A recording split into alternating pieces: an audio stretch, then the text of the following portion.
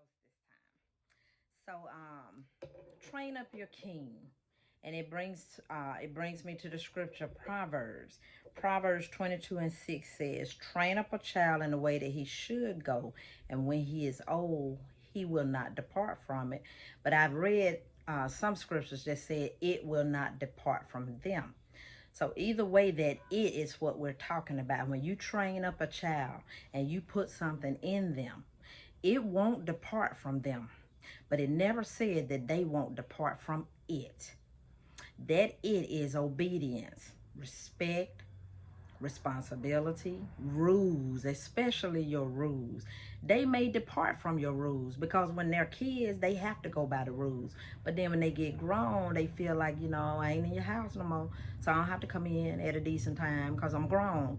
And I don't have to say yes, ma'am, and no, ma'am, no more because mom and dad ain't around. I ain't got to do that no more. So the Bible is right. They are going to depart from it, but it will not depart from them. And I'm going to tell you that. I'm going to tell you why I say that. Right now, if you ask my girl something, ask my son something, they're going to say, yes, ma'am, no, ma'am, yes, sir, no, sir. A lot of people say that's slavery mentality. I don't want my child saying that. Maybe you don't. Maybe you're that parent that's okay with, yeah, what? No, nope. You may be okay with that. But respect starts when they little bitty something. And if you teach them yes, no, and to answer you correctly, yes, ma'am, no, sir, that carries your child a long way in this world. It's not no, sir, yes, sir. It's not that kind of thing. It's not a slavery thing. Don't get it twisted. It's respect. I would rather a child, I ask them, hey, baby, would you bring me that water? Oh, yes, ma'am. Rather than me calling them they what? No. I get offended by that because it just don't, it's not respectful. Teach your children right now so it'll carry them further. So when they have their first interview and they're sitting in there all nice and prim and dressed real nice, that man or that woman interviewing them, they all they have to go by is what your child present, what you present, any of us. What you present is all a person got to go by. So if you're trained to be respectful, mannerable, obedient, and you have some respect about yourself, oh, yes, sir, I can do those hours. No, ma'am, I can't work those hours, but I can do this. Yes, sir. That yes, sir, no, sir, in that interview goes a long way than the person that they interviewed that's sitting there. Yeah, oh, no, yeah, well, maybe. No, it goes a long way. Who do you think they're going to hire? They're going to hire that person that's, yeah, no. Or is they going to hire that person, yes, sir, no, sir. Teach your child to speak up. Teach them to speak up when something is on their mind. My husband always would ask the children when they were smaller, what's on your mind? He would, and sometimes they didn't want to talk about what was on their mind, but he would just encourage them to talk about how they were feeling, what was on their mind. He encouraged them to do that. Even now, if they got something on their mind, they're going to tell you, I want to talk to you about something, because he taught them that small to talk about what's on their mind. Whether it was big or small, he wanted to know, what you thinking about? He'll ask me now, what you thinking? He want to know.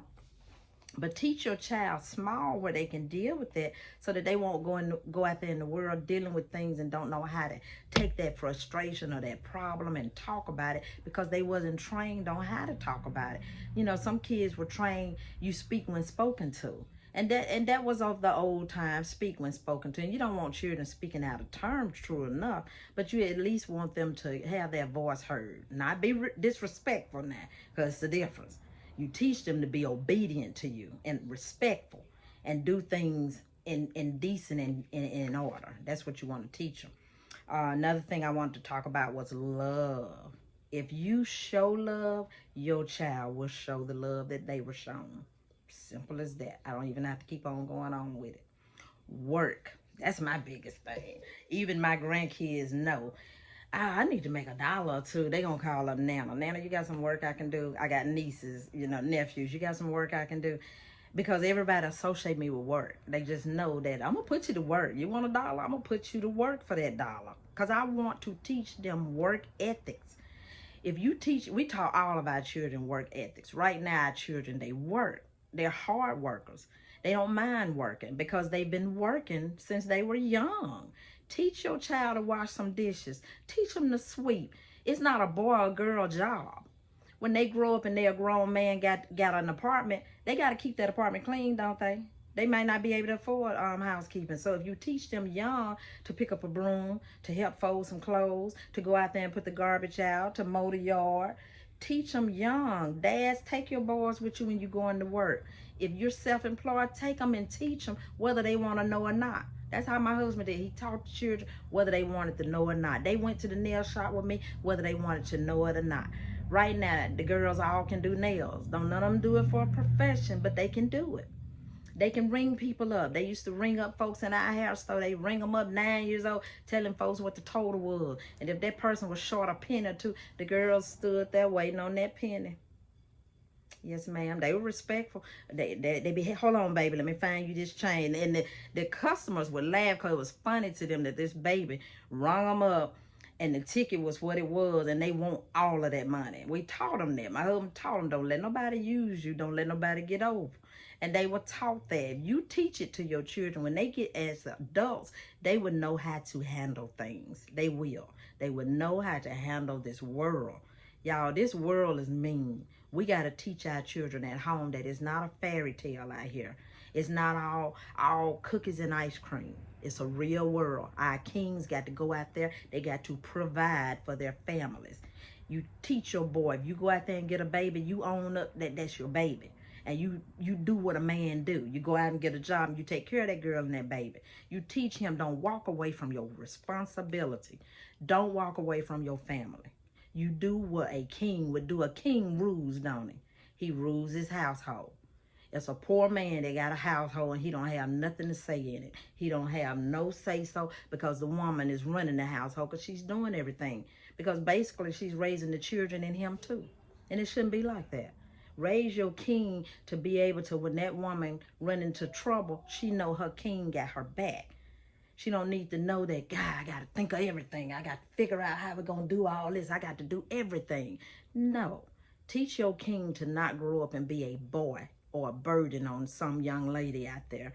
Teach him, hey, you got to be a man someday. You got to be strong. Hit him in the chest sometimes. Son, you got to man up. You got to do what you got to do. Because you got to be a man in this world. People not going to go easy on you. They'll go easy on a girl quicker than they will a boy. They will. Teach your king. One more thing is bad company corrupts good habits. It's in the Bible. I think it's in Corinthians. Bad company do corrupt good habits. Your child can have the best habits, but they'll get around somebody. They be crazy about those folks out there that's doing wrong. Because that wrong, that sin that they in, it seems like it's more fun than being the good schoolboy. That sin, that like they kicking it over there. I want to go over there with Craig and them. I want to go over there. That's what he want to do, because what Craig and them doing looks like it's fun. So he want to have fun. But you got to teach him to have a discernment of what's fun and what's trouble. But you got to teach him, mom and dad, at home, son, stay away from the bad stuff. I know it look like your buddy got your back. He ain't got your back. Come to trouble, he gonna get you in it and he gonna run like crazy and gonna leave you holding the bag. You have to teach your sons and daughters to be smart, to recognize, nah, I pass, y'all. You go on this time. I'll catch you next time. Teach them now to be strong enough to say no to their peers. I got a lot, y'all. Y'all know me. I said I wasn't gonna do another part, but I may have to, just so I can get all of this out. I can't get it all out in one video. I can't do it. So this is part 3. Looks like I'm coming back with a part 4. Anyway, y'all stay tuned. Thank you. So y'all, this is my part 3 video of Train Up Your King. I just so happened to have 3 of my kings. They spent the night with me. So I was just talking to them about when I say train up your king, and I told them some of the things about the characteristics of a king. I said, what do y'all think I mean? So here goes some of my grandboys telling you what they think. I have 3 of them with me today. Y'all tell them your name. I'm Landon. I'm Cool. And then that's my littlest king right there. He's learning how to do towels today. They're helping me out. So guys, tell me again. We're going to just do a little quick clip. Kamari, what do you think a king grows up to do? To work and feed the family. Work and feed the family. That's right. And what about you, Landon? Y'all got to be still. To if your family's tired or something, then they're hungry and stuff, and you can fix them to eat or build houses or build cars for them. That's right. That's right, boys. Both of those answers are good. And what about you, Kamari? You got anything else? If you work, it helps other people too. Because me and his dad work at Nissan, and they fix cars and they help other people for cars get fixed. That's right. That's right. See, they got a great idea out of the mouths of young kings, y'all. It don't take long. Now, my littlest one, he just folding towels. He don't have a whole lot to say, but he thinking it. He just can't say it right now. Y'all stay tuned.